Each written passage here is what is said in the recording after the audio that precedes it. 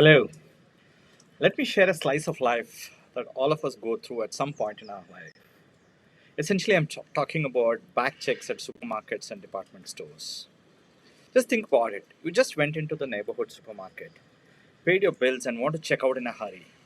You did have one small carry bag that you carried inside.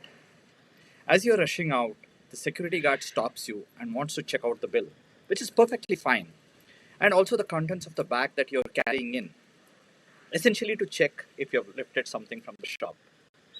Haven't all of us experienced this at some time and felt disgusted? We do get personal and ask, do they really mean it? I've been coming to this shop for years. I, for one, essentially take it as an insult and many times vow not to step into that shop again. Supermarket here is just an example. This happens at all the departmental and high end stores all across the country all the time. I ask if it's necessary. Did some research around shrinkage around the world, and the results do tell a story.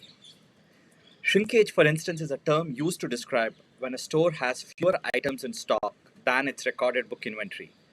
Factors contributing to shrinkage include shoplifting, employee theft, administrative errors, product damage, and more. Shrinkage can affect any company, although it's more prevalent in the retail industry.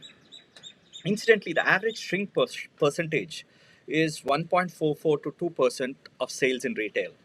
Although this might sound low, this accounts for tens of billions of dollars in losses. Shrinkage also has a direct correlation with profits. Higher the shrinkage, lower the profit. In US and many other developed markets where data is available, there are organized retail syndicates who run it like business and is responsible for 10% or more of shoplifting losses. Approximately 1 in 11 people in the US is considered as shoplifters. In India, at several supermarkets, managers put their monthly loss to shoplifting between 50,000 rupees to a lakh a month, which is quite high. And if you think these are all thieves, then we are mistaken. Shoplifters come from all walks of life, and one source states that they're mostly women between 25 and 40, and many of them walk in with children. Many shoplifters are well dressed and look respectable too. There are also kleptomaniacs who develop an irresistible urge to shoplift, the act of stealing that gives a person a thrill than the object. Incidentally, some of the common items that get stolen are lipsticks, eyeliners, nail cutters, deodorants, and chocolate bars. So I come back to where I began.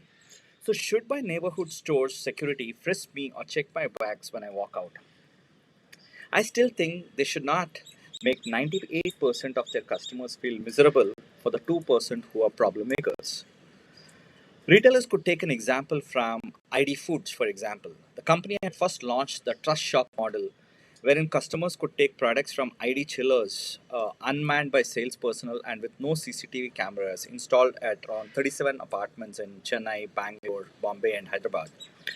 ID trusted its customers to drop off the money in a cash box attached to the chiller on their own. Incidentally, the response was phenomenal with almost 100% returns, and in some cases or in some stores, it was over 100%. So, to summarize, like I mentioned, world over shrinkage rates are 2%, and this should be accounted for in a business plan. Also, usage of technology in the form of CCTVs and AI surveillance can address the problem of shoplifting greatly. This way, stores can ensure that their customers leave stores smiling and are happy rather than grumbling. Thank you.